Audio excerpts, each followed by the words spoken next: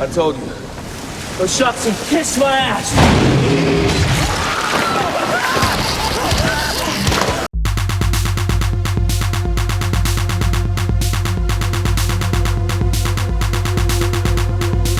Hello survivors and welcome to Survivors Guild, part of the Mutant Fam Horror Consortium, a community of like-minded individuals creating content and building relationships by and for fans of the drive-in. Today we're taking a look at the 2018 follow-up to Deep Blue Sea, but first, go ahead and hit that thumbs up button and subscribe if you haven't already. Now I hope you like waiting nearly 20 years to watch almost the same movie but with a 2 on the end, and worse, cause this movie is getting spoiled. Deep Blue Sea 2, written by Hans Rodionov, Eric Patterson, and Jessica Scott, and directed by Darren Scott, starring Danielle Saver, Rob Mays, Michael Beach, Nathan Lynn, Kim Sister, Jeremy Bodo, Adrian Collins, and Cameron Robertson. Deep Blue Sea 2 is about a gaggle of scientists that are using a swarm of bull sharks to impress absolutely no one by creating some sort of elixir to boost the intelligence of its user, which they administer to their 5 captive bull sharks. We open up to 2 dudes fishing 8 miles off the South African coast on the illegal shark finning vessel Nauvoo. We get introduced to Ruhengari and Kwame, who are catching sharks, killing them, and cutting off their fins. You know, the Lord's work. When they decide to celebrate their latest kill by taking a selfie and trying to improv.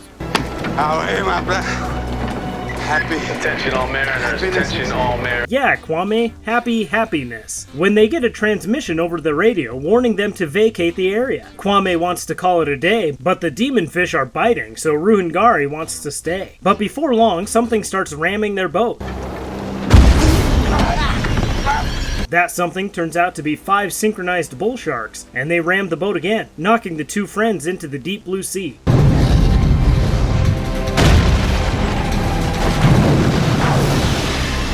The bull sharks nom Kwame into the meat bank at deposit number 1. Kwame! And then amateur amputate Rue into the meat bank at deposit number 2.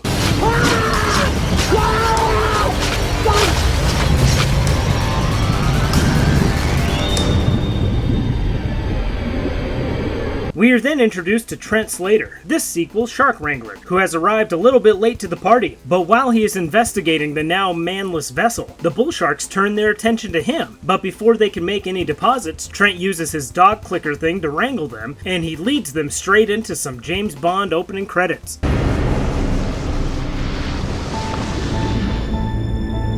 Drowning in the deep blue sea.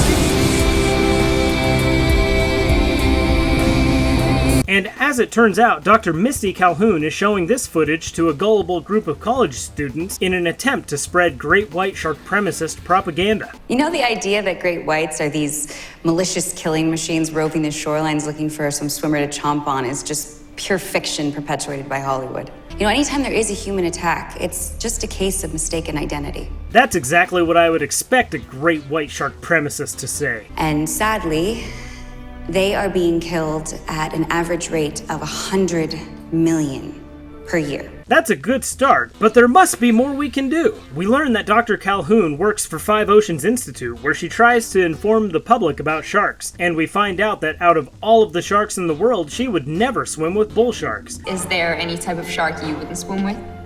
Bull sharks. And then she slanders the bull sharks. They're the most lethal of all the shark species. They tend to blast their prey with the thick part of their skull to disable them, and then clamp down like a pit bull.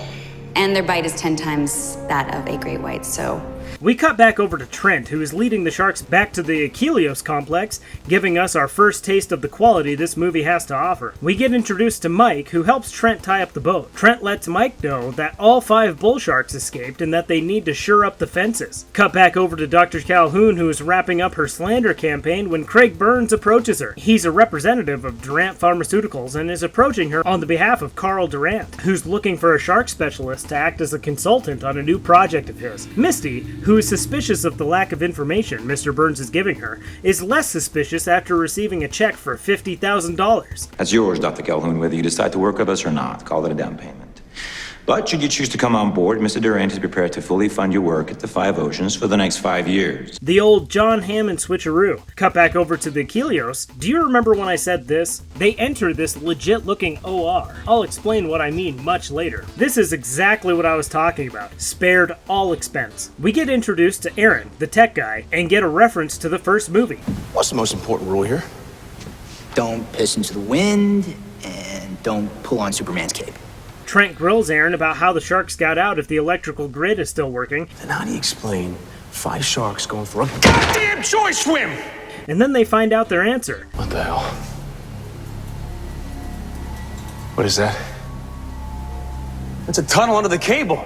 They dug a hole under the fence. Whoa, that's dumb. Cut back over to the mainland where we get introduced to Leslie and Daniel Kim, a recently married couple of scientists who are joining Dr. Calhoun on her expedition to Achilleos. Misty turns it into a joke because everything is a joke to Misty. So a neurophysiologist, a neurobiologist, and a shark conservationist enter a bar. And after a little bit of meaningless discussion, the group heads out to the Achilleos. And when they arrive, it looks even cheaper than before. Craig Burns begins introducing everybody. Trent, this is Dr. Misty Calhoun. Trent explains to Misty how the fences work before introducing her to the sharks. What exactly are you guys trying to keep out? So we're trying to keep in.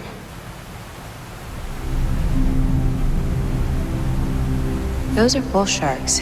What are you guys doing with bull sharks in containment? Welcome! Welcome. I see you met our test subjects.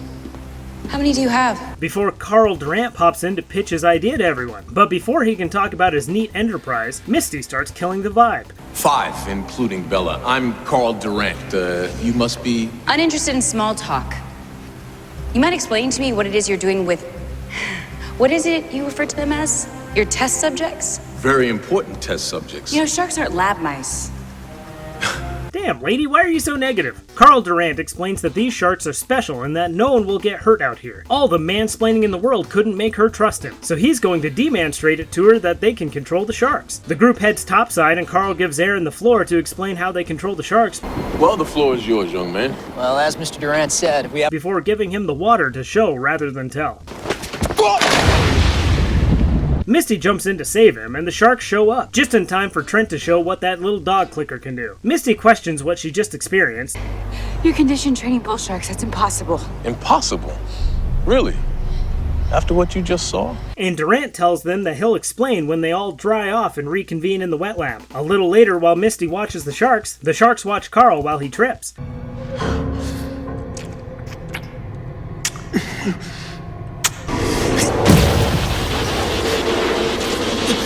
Craig Burns shows up to let Carl know that the sharks got out earlier and maybe killed a couple people. Carl is excited that they don't know for sure if the sharks did actually kill anybody, and even more excited when the sharks are learning. Because they're problem solving, they're learning how to learn, and they like it.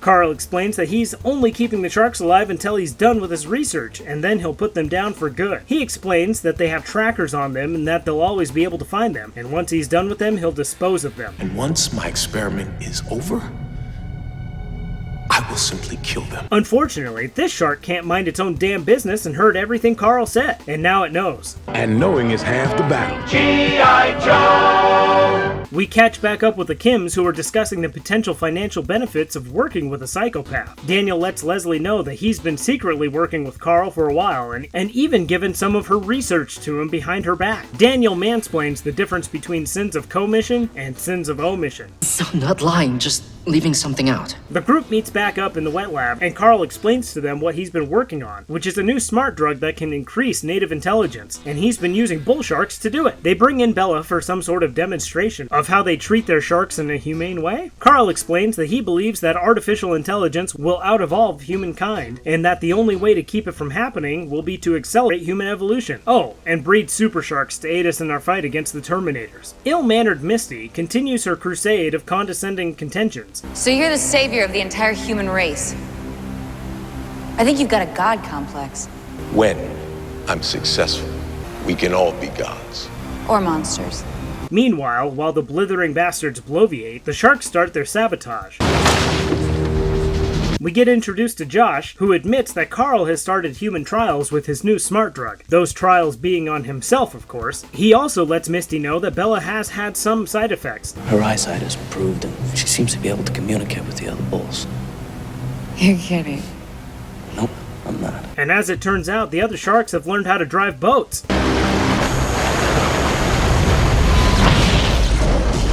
And drive one right into the generator topside. Carl explains to Misty that he brought her there because Bella has been behaving strange, and Misty knows exactly why. She's pregnant.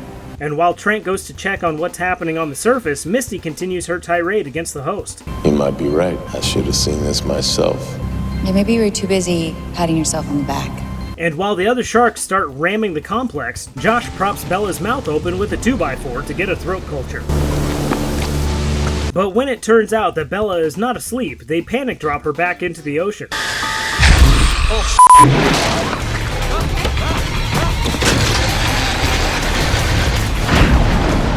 While topside, the gas pouring into the ocean hits the electrical grid, prompting some explosions.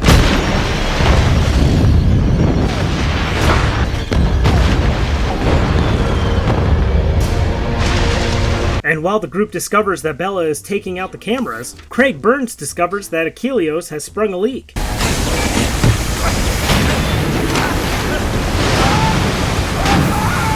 And then when the group discovers that the corridor is flooding, Craig Burns discovers that he's been added to our meat bank at deposit number 3. The sharks outside are not leaving despite the fact that the fence is down, and the group doesn't know what killed Craig. But Misty figures out that Bella must have given birth and that somehow the bull shark pups got into the facility. Whatever you've created here, Durant, is vicious. These aren't your typical sharks. They're just teeth and muscle and killer instinct. Well, that sounds like a typical shark. Aw, cute. The group discusses how they may be able to get to the surface, where their lone satellite phone is, and decide that the only way is through the wet pool. Carl volunteers Mike to go, but Trent volunteers himself to go, only for Misty to volunteer herself. And while Trent tries to talk Misty out of it, in almost a comedic way, Mike is already going. Don't need to risk your life. It's my life to risk. We can't afford to lose us all. The sharks can suck my ass. No, Mike, wait! Mike! The group goes over to the window to watch their friend die, but when one of the bull sharks sucks his ass, he passes out, prompting Trent to jump in and save him. They pull him out of the water and Misty administers CPR. When Misty resuscitates Mike, he reiterates that those sharks can kiss his ass. I told you. Those sharks can kiss my ass. This next shark opts to deposit him into the meat bank instead, landing Mike as deposit number 4. Shortly thereafter, they discover that they are losing control of the pressure, and then the wet pool erupts into the room, sending pairs of people into different colored hallways. Leslie ends up in a green hallway and gets knocked out. Daniel ends up in a blue hallway, Misty and Trent end up in a red hallway, Carl is alone in a yellow hallway, and Josh and Aaron are in a different section of the green hallway. They all wander around for a while, entering into different colored sections of the facility. Eventually, Carl meets up with Trent and Misty in the blue hallway and devise a plan to get to the surface, while Daniel plays a game of the floor is baby bull sharks. Josh and Aaron find their way into their bunk, only to be tracked down by Bella's babies. Aaron climbs onto the top bunk, and Josh heads into the shower stall. But when the water level rises, it surpasses the height of the shower door, pouring in seawater and baby sharks, pouring Josh into our meat bank at deposit number 5.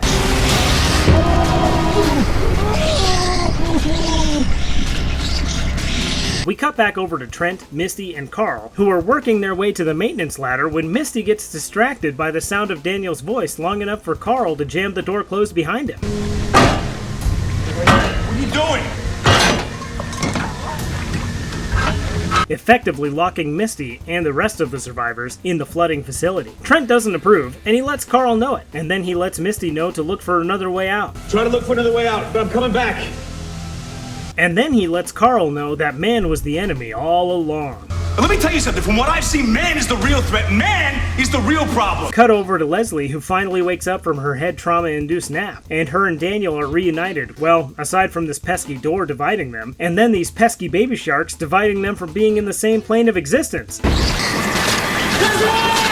Devouring Leslie right into our meat bank at deposit number 6.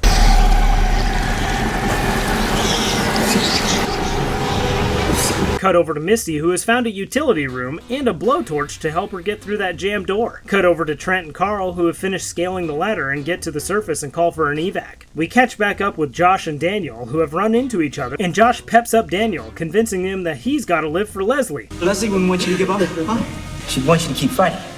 So right now, what you gotta do You gotta live for her. Josh and Daniel run into Misty, who just finished cutting into the jammed door. Misty gives Daniel her condolences, and he lets her know what his new purpose in life is. I have to live for her. The guys help her with the door, but when they realize they aren't alone in the hallway, Misty sends the guys to the ladder, while she fends off the carnivorous cuties with the blowtorch. But the baby bull sharks know that fire bad, and avoid her and head over to the guys heading up the ladder, while Misty looks for an alternate route to the surface. Aaron and Daniel make their way up the ladder with the ferocious fish in tow, and the water rising. They make it to the surface, and Trent helps them out of the tunnel, helping Aaron out, and then they lift Daniel out. Well, half of him at least.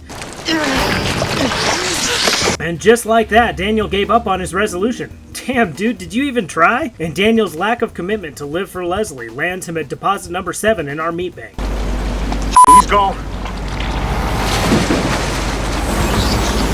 Cut over to Misty, who has decided to leave through the wet lab and makes it to the surface unscathed. And while Misty and Carl get into it about who is worse, You're the devil. I'm the devil. if I may interject, you're both pretty intolerable. Trent notices a drone heading in their direction. Unfortunately, Carl taught these sharks to hate robots or something, and a shark devours the device. Oh my god, my sharks are incredible. But with the facility crumbling beneath them, they realize that they need an alternate plan and decide to swim for the boat. Aaron doesn't like that idea, so Misty throws him to the sharks. It's for your own good. Satisfying, right? Shut up. Before she and Trent dive in, and the three of them swim towards the boat, followed by Carl Durant shortly after. But during the swim, Aaron disappears under the surface, and one of the sharks pops up between the group and the boat that they are headed to. But Bella bypasses Trent and Misty, and Carl uses his Aquaman powers to deter the shark. But Bella is confused and always thought of Carl as more of a Superman and sends him flying into the meat bank. It's a bird, it's a plane, it's deposit number 8 into our meat bank. Misty and Trent board the raft and frantically try to fire up the engine before the shark attacks it, but instead they fire up the shark with a couple of flares that they shoot into the beast's mouth.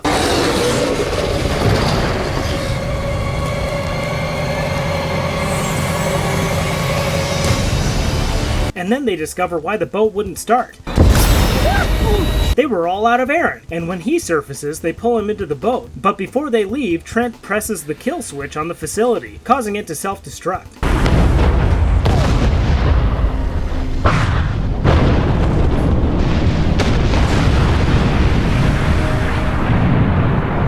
Cut to 3 weeks later at some beach somewhere, where Bella and her babies are hunting for food, and end credits.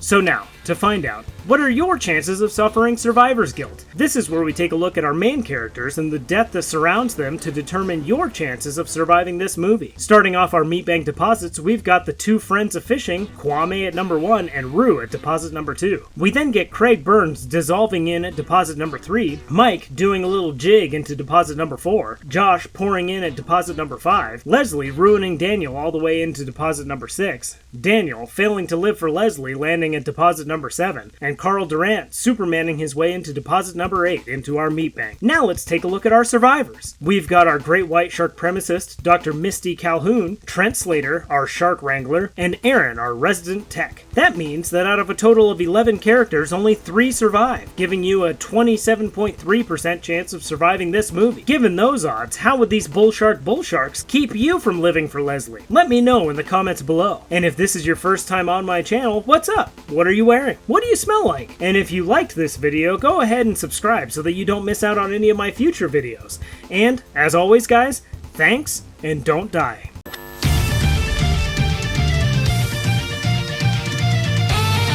Welcome back, video. Welcome back, video. Welcome back. Uncle Living Dead. Welcome back, video creeps. What up, you guys? What up?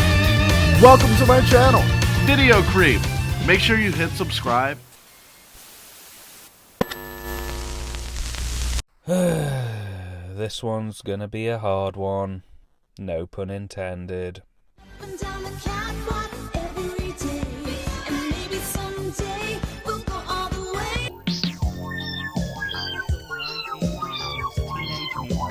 Turtles movie.